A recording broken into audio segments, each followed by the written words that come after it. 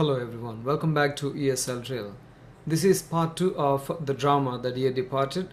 In part 1, at the end of the part 1 we learned that Abel Merriweather was coming down the steps and Victoria saw that, and when she told them, they were transfixed, the family members were transfixed and they did not know what was happening, and they were wondering whether that was Abel Merriweather or it was his ghost.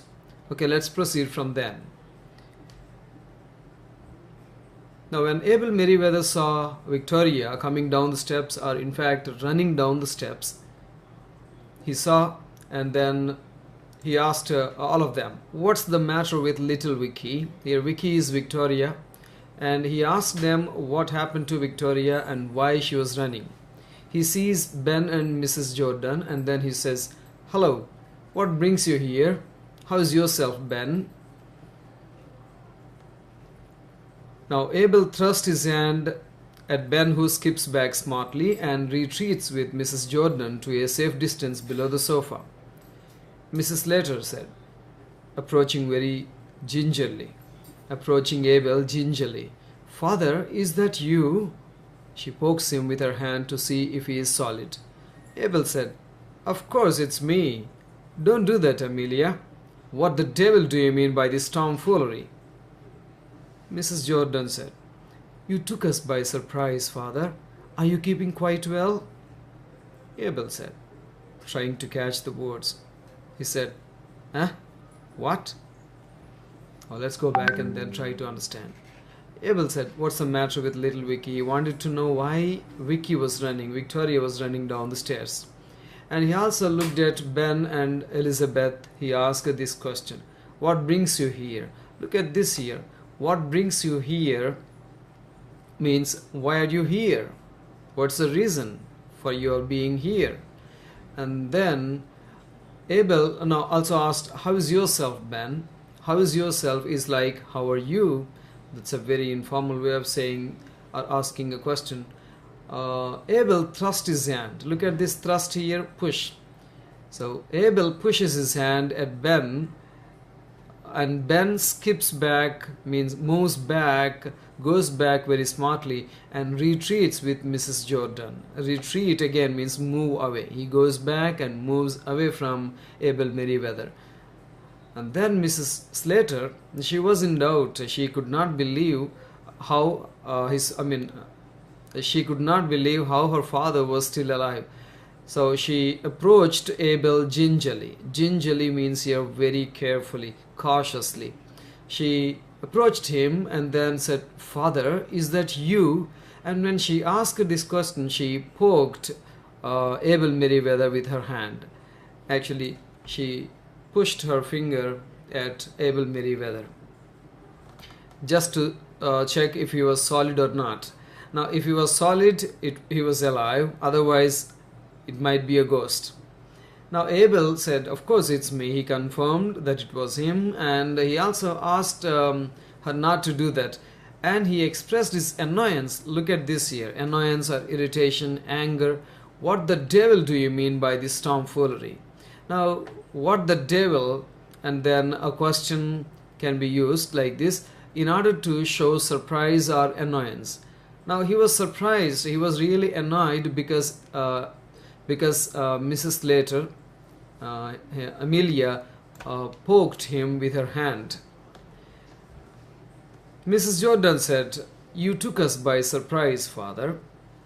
Now here, took us by surprise means, actually this one comes from take by surprise, take somebody by surprise. So this means surprise or shock somebody. Now here, according to Elizabeth, Abel Merriweather surprised all of them by being alive, by coming back. Are you keeping quite well? Are you okay? Are you healthy, Father? So Abel could not understand what was happening, so he was trying to catch their words, especially Elizabeth's words. He was trying to understand what she was saying, and that was why he said, what? Now this is an exclamation. This is used when you want someone to repeat something because you did not hear it. Now here Abel Merriweather could not hear what Elizabeth said. So he asked her to repeat by saying, ah. Next, Mrs. Jordan said, "Are you quite well, father?" Abel said, I'm right enough, but for a bit of a headache." Looking at Amelia, he said, "Amelia, what the dickens did I do with my new slippers?" Mrs. Slater said, actually confused, "Aren't they by the hearth, father?" Abel, "I don't see them." Observing Henry trying to remove the slippers, Abel said, "Why, you got 'em on, Henry." Mrs. Slater, "I told him to put them on to stretch them, father. They were that new and hard. Now, Henry." Mrs. Slater snatches the slippers from Henry and gives them to Abel, who puts them on and sits in the armchair. Mrs. Jordan actually says to Ben, "Well, I don't call that delicate, stepping into a dead man's shoes in such haste." Okay, let's get back. Elizabeth asked if Abel was doing well. Abel was quite well and healthy. And he said, "Aye." This is again an exclamation which means yes here. Yes, I'm right enough, but for a bit of a headache. But for means except for. Now the only problem he had was a bit of a headache. And he looked at Amelia and then he found something, so he asked, "What the dickens did I do with my new slippers, Amelia?" So again, what the dickens, this is used when you ask a question in order to show surprise or anger. You can replace this question with anything. What the dickens are you doing here? To show surprise or anger. What the dickens did she tell you about me? Like that. Mrs. Slater tried to say this. "Aren't they by the hearth, father?" Hearth is actually the area of floor around a fireplace. You know, in countries like Britain, cold countries like Britain, there is a fireplace inside of a room, and on top of that there is mantelpiece, and then at the floor, at the bottom of the fireplace, there is something where you can put a carpet or something, and that area on the floor is called hearth. Now she asked Abel whether the slippers were beside the hearth or not. I mean, around that place or not. But meanwhile, Abel Merriweather noticed Henry was removing the slippers, I mean his own slippers. So he asked, "Why you got 'em on, Henry?" So again we have contracted words here. You have got, this M is them actually.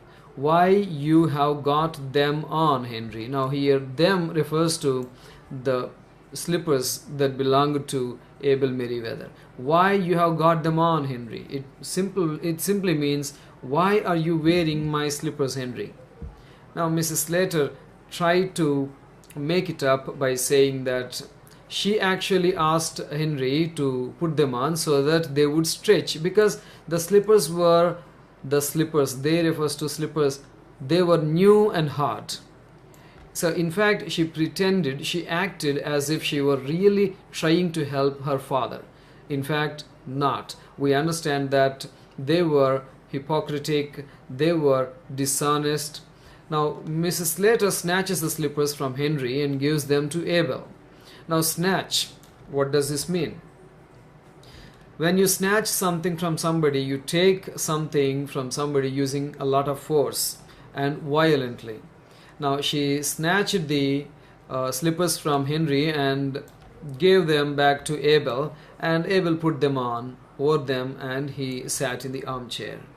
Now Mrs. Jordan said, "Well, I don't call the delicate stepping into a dead man's shoes in such haste." Now here Mrs. Elizabeth found a chance to prove them prove them wrong in front of her father. That was why she wanted to take this as a chance, take this as an advantage. So she said, "Well, I don't call that delicate." What is the delicate here? So delicate is sensible, morally correct. We learnt this in the first part as well. Now, according to Mrs. Jordan, Elizabeth, stepping into dead man's shoes means wearing a dead man's shoes. Here, wearing Abel Merriweather's shoes was not a morally correct thing, was not a sensible thing to do. Let's move on to the next one. Now Victoria runs across to Abel and sits on the floor at his feet. Victoria says, "Oh, Grandpa, I'm so glad you're not dead." Mrs. Slater, in a vindictive whisper, "Hold your tongue, Victoria." Abel says, "Huh? What's that? Who is gone dead?" Mrs. Slater said, "Victoria says she's sorry about your head, Daddy." Abel, "Oh, thank you, Vicky, but I'm feeling better." Abel, "Why, Ben, you are in mourning. And Lizzie too. And Amelia. And Henry. And little Vicky. Who is gone dead?" "It's someone in the family." He chuckles. Mrs. Slater, "No one you know, Father. A relation of Ben's." "And what relation of Ben's?" "His brother." Let's get back. Now Victoria moves to Abel and then sits at his feet. That's okay. Now she told Abel that she was really glad he was alive. Now glad means here happy. So I did not, that's a simple word, so I did not include it here. Glad is happy. Now she said that she was very happy because Abel was alive. But Mrs. Slater, since Victoria used this word dead, Mrs. Slater tried to make it up by saying this, "Hold your tongue, Victoria." She said this in a vindictive whisper. Whisper is actually speaking in a low voice so that only the person you are speaking to can hear. But she said it a bit louder in a strong way, vindictive whisper. "Hold your tongue, Victoria. Stop talking, Victoria." But Abel could not understand what they were discussing. That's why he said, "Ah." We learned why we use "ah." "What's that? Who is gone dead?" Now Victoria says she is sorry about your head. Look at this here. Victoria actually used the word dead, but in order to make sure that Abel would not get a doubt, she used head. A nice way to cover it up. Abel said, "Oh, thank you." Abel thanked Victoria for asking about him. And now Abel Merriweather looked at Ben and then found that he was in mourning clothes. Mourning clothes. This is not mourning, this is mourning. Now mourning is actually clothes that people wear to show that they are sad at somebody's death. In some countries that is common. When they visit a dead person, they wear mourning clothes. I mean black clothes. And Lizzie was in black clothes. Everyone was in black clothes. He was doubtful of that. But Mrs. Slater tried to say that it was a relation of Ben's that died. That was why they were all in black clothes. And Abel did not stop that there. He wanted to go further and then ask, "What relation of Ben's?" Now Mrs. Slater had no chance to escape, so she came up with something and said, "His brother. Ben's brother died." That's what she said. But we know that it is not true. Next one. Now Ben says to Mrs. Slater, "Damn it, I never had one." "Dear, dear. And what was his name, Ben?" Ben was at a loss. He crosses to front of table. Mrs. Slater says, "Frederick." Mrs. Jordan says, "Albert." Ben says, "Fred Alb Isaac." Abel says, "Isaac? And where did your brother Isaac die?" In Australia." Abel, standing. "Well, I suppose you've been waiting for me to begin tea. I'm feeling hungry." Mrs. Slater, taking up the kettle, "I'll make tea." Abel, "Come along now, sit you down and let's be jolly." Abel sits at the head of the table facing all the spectators. Let's get back to the first line here, Ben. Ben actually says to Mrs. Slater because Mrs. Slater said that it was Ben's brother that died and they were all in black clothes. But Ben says, "Damn it, I never had one." This is an interesting thing. Damn it, I never had one. Here one refers to brother. I never had a brother. So he also used this word damn it. Now use this damn or damn it as an expression, use it to show anger. He was really angry because Amelia put him in trouble. Abel expressed his sympathy. He said, "Dear, dear." Look at this here. This is used to show surprise or worry. Here it's worry. Dear, dear. He wanted to know the name of Ben's brother that died. But Ben did not have a brother. How could he think of a name for his brother? So look at this here, at a loss. Ben was at a loss. It means he was in confusion. He was in doubt. He said, now this is an exclamation, interjection. It means this is used to show surprise. This is used to show hesitation. Now Ben was hesitant because he was not sure of the name. He moves to the front of the table, and to his to his right side there was Amelia, and on his left there was his wife Elizabeth, and both of them wanted to give him some hint. So immediately Amelia suggested a name, Frederick, and almost at the same time, simultaneously, Elizabeth suggested Albert, and he could not do anything there. In order to make sure that Abel Merriweather would not get a doubt, he added one more thing like Isaac and put all of them together and then said, look at this here. He took half of Frederick and half of Albert, and then he added another. He said, Isaac. Isaac? Now, Abel Merriweather wanted to dig deeper. He wanted to go deeper, and then he asked about the whereabouts of the brother of Ben. Where he wanted to know where Ben's brother died. Now Ben had no chance. He had to come up with some answer. So he said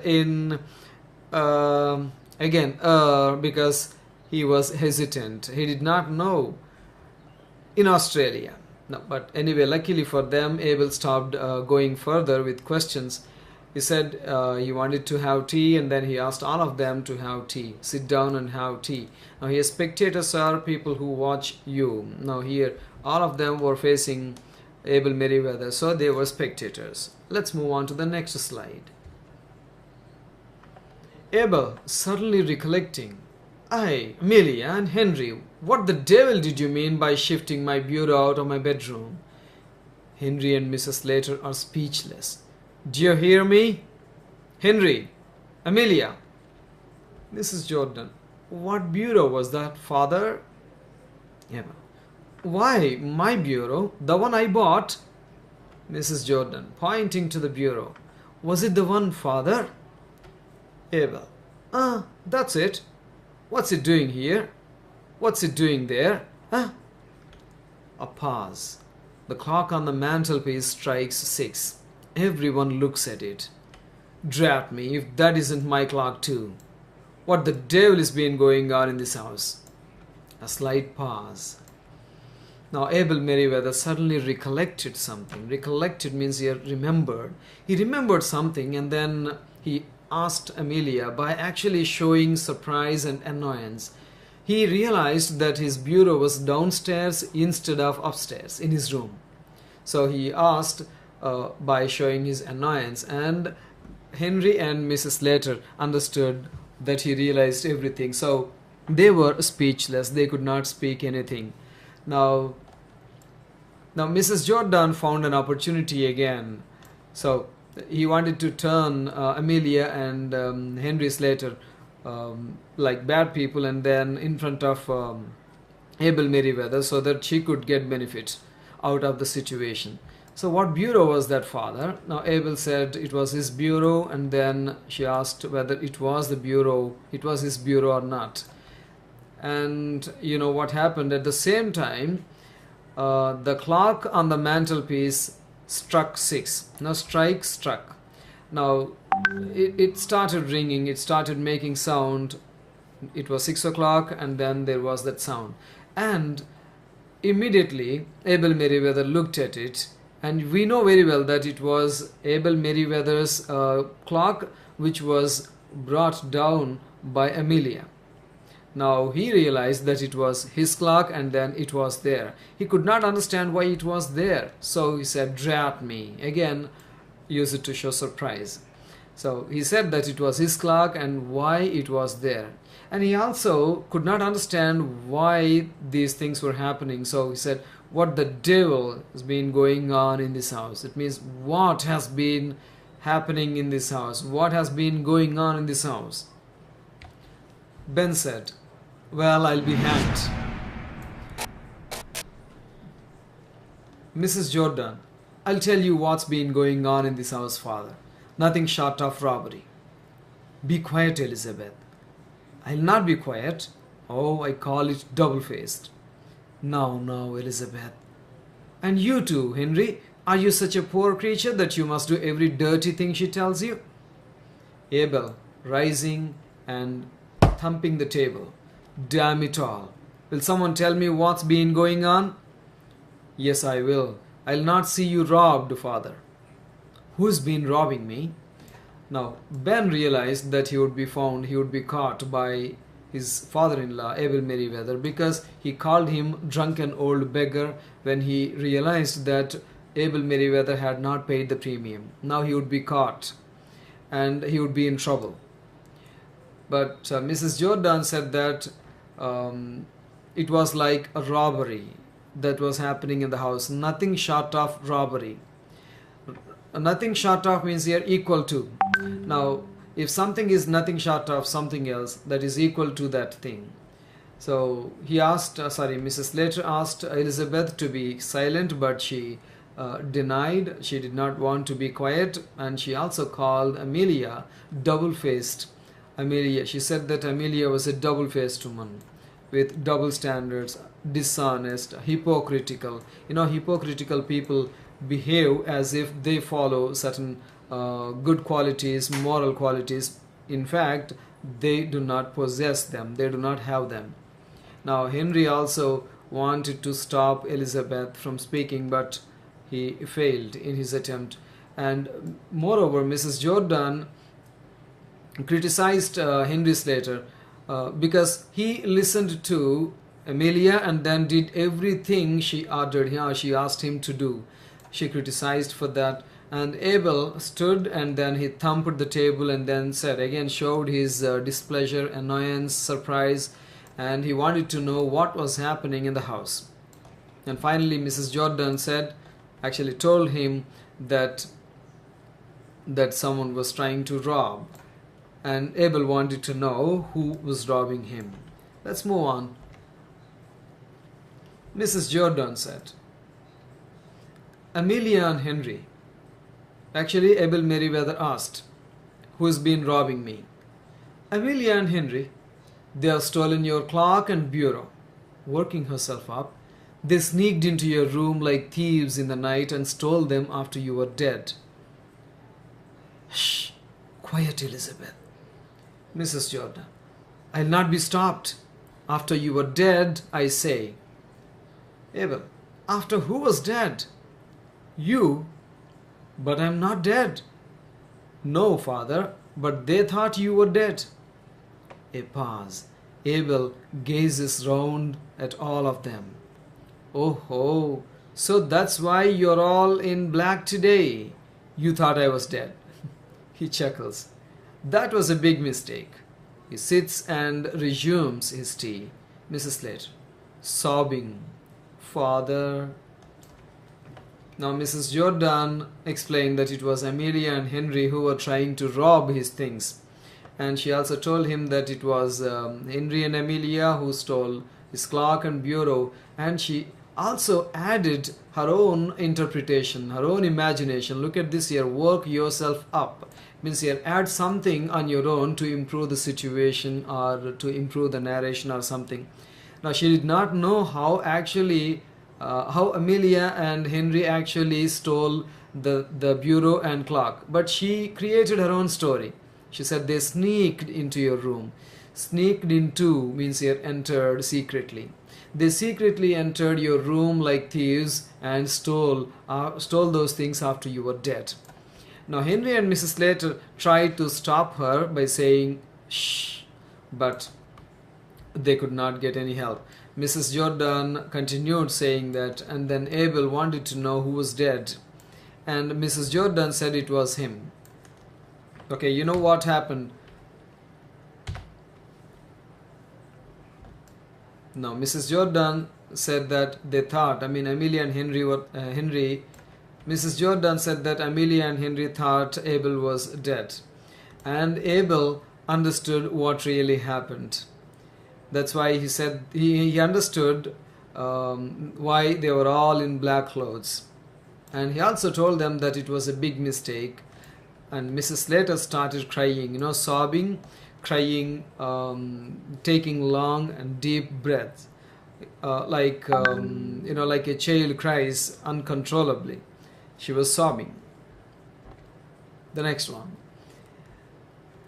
Abel says, "It didn't take you long to start dividing my things between you. I'll tell you what I'm going to do. Since your mother died, I've lived part of the time with you, Amelia, and part with you, Lizzie. Well, I shall make a new will, leaving all my bits of things to whoever I'm living with when I die.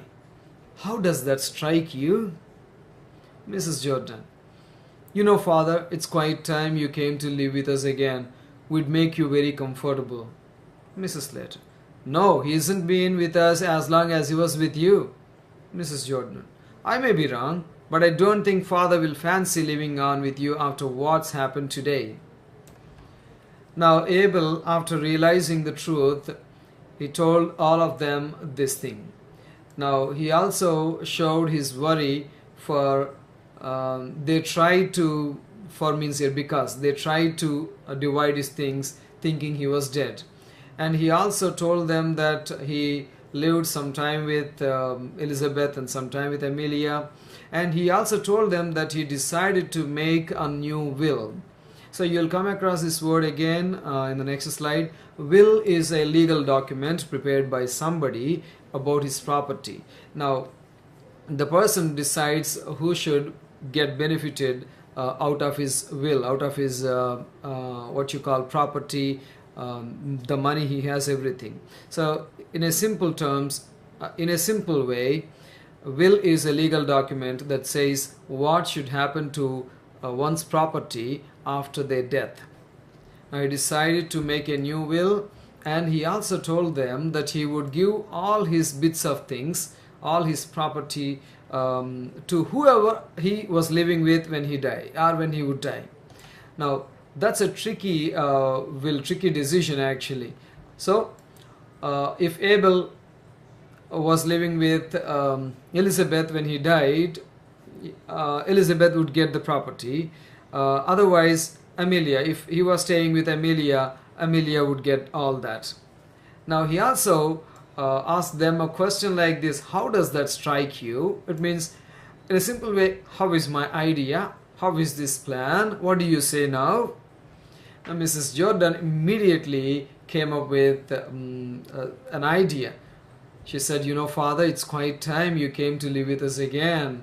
Now look at this here, it's quite time. This is used when you say that something, an action that should happen at a particular time has not happened and it is already late. This is a special grammar item that you can learn from the textbook. So please learn from there. It's quite time means here it's already late and you have to come to us again. Now Mrs. Slater said, no, he has not been with us as long as he was with you. Now we understand that Abel Meriwether stayed with the Jordans family for 5 years, and with Mrs. Slater's he was there for 3 years. That was why Mrs. Slater said that he was not with them as long as he was with the Jordans. But Mrs. Jordan had her own justification. She said, I may be wrong, you are right, Amelia, but I think Father will not want to live with you after what has happened today. Now here, fancy living on means like to live. Now if you put these words here, I don't think Father will like to live with you after what has happened today. Let's see what happened next. Now Abel Meriwether said, it seems to me that neither of you has any cause to feel proud about the way you have treated me. Mrs. Slater, if I have done anything wrong, I'm sure I'm sorry for it. Mrs. Jordan, And I can't say more than that too, Father. It's a bit late to say it now. Neither of you cared to put up with me. Both of them say, "No, no, Father." "Aye, you both say that because of what I've told you about leaving my money. Well, since you don't want me, I'll go to someone who wants me." Ben, "Come, Mr. Merriweather, you've got to live with one of your daughters." Now Abel expressed his concern. He said that neither of his daughters, means here not even one of his daughters, has any cause to feel proud about the way you have treated me. The meaning of this line is that neither Amelia nor Elizabeth did anything. Neither Amelia nor Elizabeth did anything to feel proud. They did not look after Abel Merriweather well. Mrs. Slater apologized. She said sorry, and Mrs. Jordan did the same thing, but Abel would not listen to them. He said, "It's a bit too late now." And he also said, "Neither of you cared to put up with me." Put up with means here tolerate or bear. So neither of you tried to bear with me, tried to tolerate with me. Neither of you tried to take care of me. And he also showed his irritation saying this, "I." It shows irritation, annoyance. And he also told them that they were saying so because he told them about the will and what he was going to write in the will, in the document.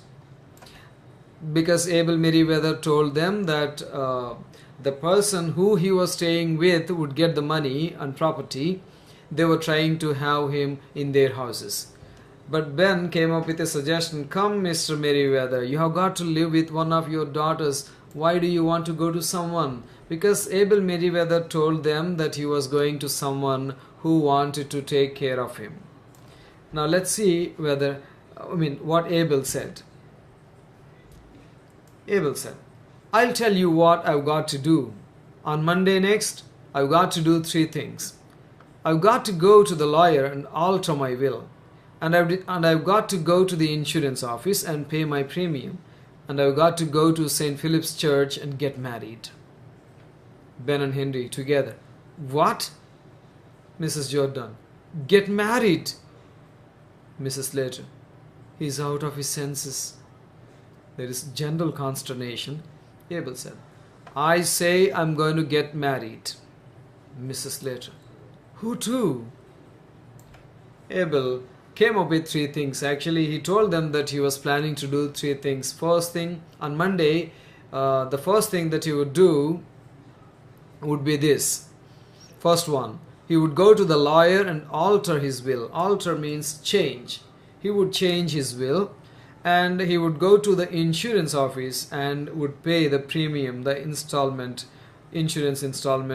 premium. And the third thing he would do would be to go to St. Philip's Church and get married. So this is what I told you about will. Alter his will, a legal document that says what is to happen to somebody's money after money. So this is what I told you about will, a legal document that says what is to happen to somebody's money and property after they die. Okay, now Ben and Henry were shocked, and then Mrs. Jordan showed her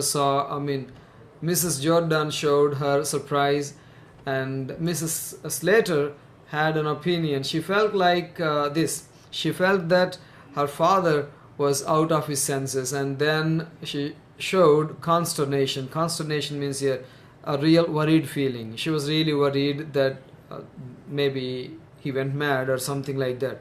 Abel said, "I say I'm going to get married." Who to? Let's see who he was going to get married to. Abel says, "To Mrs. John Shorrocks, who keeps the Ringo Bells. We've had it fixed up a good while now, but I was keeping it for a pleasant surprise." He stands. "I felt I was a bit of a burden to you, so I found someone who would think it a pleasure to look after me. We shall be very glad to see you at the ceremony. He gets to the door. Till Monday then, 12 o'clock at St. Philip's Church. It's a good thing you brought that bureau downstairs, Amelia. It'll be handier to carry it across to the Ringo Bells on Monday. Saying this, he goes out. The curtain falls. Now, Abel Merriweather tells them that he was going to marry Mrs. John Shorrocks. Mrs. John Shorrocks, who keeps the Ringo Bells. Now, keeps here means who runs, who manages, who owns the Ringo Bells. Ringo Bells is a restaurant. He also told them that they had fixed that marriage a while ago. I mean, some time ago. Look at this here. Had it fixed up. Here, it means here marriage. Their marriage. A good while means here some time ago. But I was keeping it for a pleasant surprise. He told them that he wanted to keep it as a surprise. And he also told them that he realized that he became burden to all of them. Burden means here trouble. And that was why he found somebody who would be happy to look after him. Pleasure, happiness. Who would think it a pleasure to look after him. So who would be happy to look after him. And we shall be very glad to see, here we refers to Abel and John Shorrocks, Mrs. John Shorrocks. And now he invites all of them to the ceremony. But ceremony here is a traditional event. Here it's the wedding ceremony. He goes to the door and he invites all of them saying this. Okay, at 12 o'clock, St. Philip's Church, attend my wedding. Now he opens the door and then he says, it's a good thing you brought that bureau downstairs, Amelia. It will be handier to carry it across to the Ringo Bells on Monday. He actually thanked Amelia for bringing the bureau down because that was a heavy bureau, and actually he wanted to carry it across to Ringo Bells because he would be staying with Mrs. John Shorrocks after the wedding ceremony. So he said that it would be very easy for him to carry it. Handier means easier. He thanked Amelia, and you know what happened? Amelia and Henry, Ben and Elizabeth, they all might be speechless now. The curtain falls. That's the end of this drama. I hope you enjoyed this lesson on the drama The Dear Departed. If you have really liked or enjoyed watching this or enjoyed listening to me, please like and share and subscribe to the channel if you have not done that already. Thank you very much. I'll see you in the next video.